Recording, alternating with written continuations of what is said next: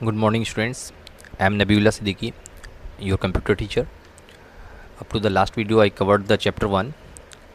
Most of the topics of the chapter 1 I covered, and those topics are uh, history of internet, who governs the internet, protocols, types of internet access, terminologies, IP address, domain address, URL, FTP, and uses of FTP, etc. So today I shall be telling you about the Telnet, SSH, SFTP, and SCP. After watching today's video, you will be able to explain what is Telnet, SSH, SFTP, and SCP. So let's start. What is the Telnet?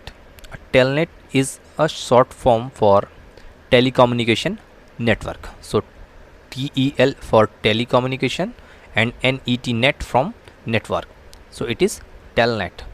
So it is a simple text based virtual terminal protocol. So it is also a protocol that that allows a user to logged in on logged into one TCP IP host to access other host on the network.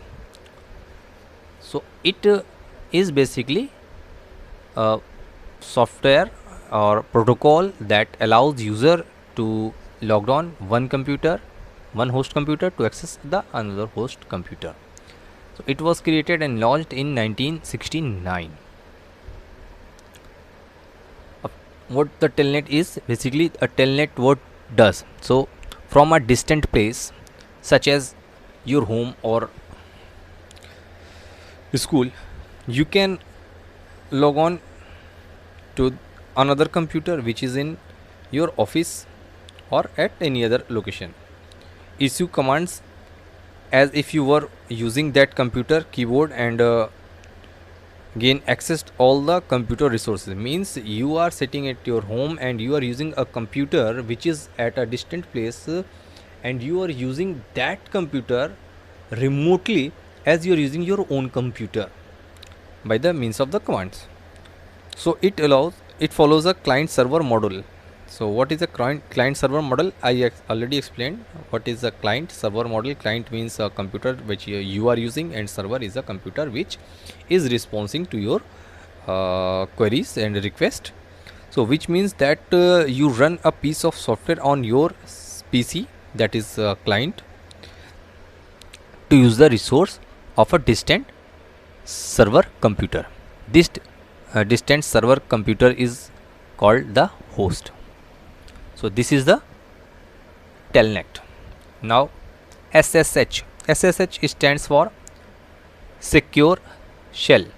So S is taken from secure and SH from the shell. So secure shell, SSH. The SSH protocol is a method for secure remote login. It is doing the same thing, but that login is secure from one computer to another. It allows user to control and modify their computer server over the internet. It was primarily called as a secure replacement for non-protected login protocols such as unencrypted telnet or login, and provides several alternative options for strong authentication using cryptographic techniques. That cryptography means encryption techniques to ensure that the communication to and from the remote server happens in an encrypted manner. When something is encrypted, I already told you the encryption, which is the security mechanism, we can say. So when we are communicating, it will make that communication encrypted.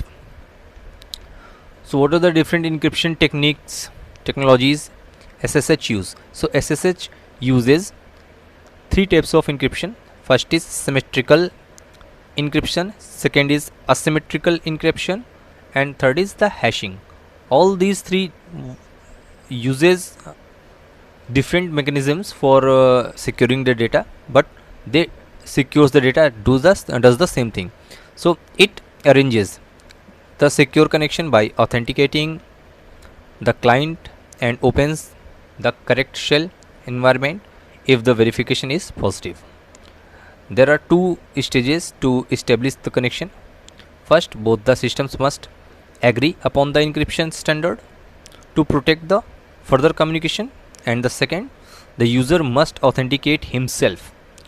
If the credential match, then the user is granted access. Means both the softwares from remote and host agree to work together, and the person who is using that from the client side is authentic or not, means his authenticity is checked, then only that is um, access is granted. Now SFTP, I told you FTP is a file transfer protocol where the disadvantages of FTP were it was not secure. Now SFTP is secure version of the file transfer protocol, that is SFTP. The SFTP is probably the most widely used secure file transfer protocol today. It runs over SSH, means it is working with encryption. So it supports the full security and authentication functionalities of SSH. It provides all the functionalities offered by these legacy protocols, but not in more secured and more reliable manner and easy configuration.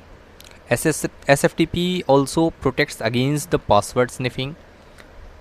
Now password sniffing is fixed in that SFTP and protected the integrity of the data. Integrity means the data is being checked using the encryption and cryptographic hash function, and the authenticates both the server and the user. Means all that security mechanism which I told earlier are now implemented that in that SFTP.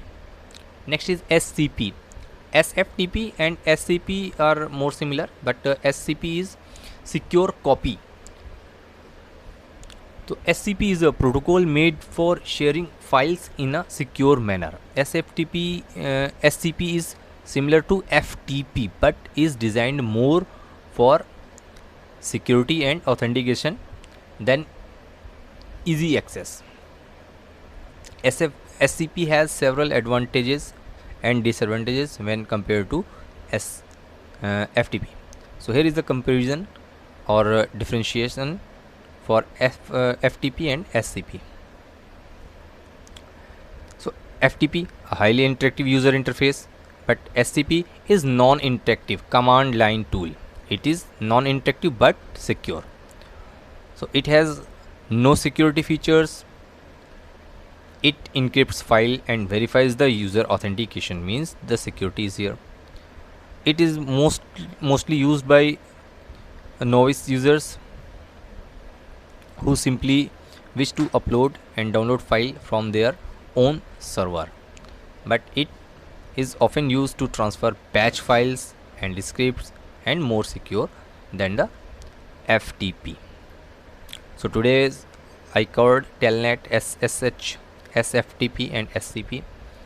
These are all very important concepts to be learned. So I think what I told you today, you're getting the concepts. So at the last I like to say stay home, stay safe, and thank you. Thanks for watching.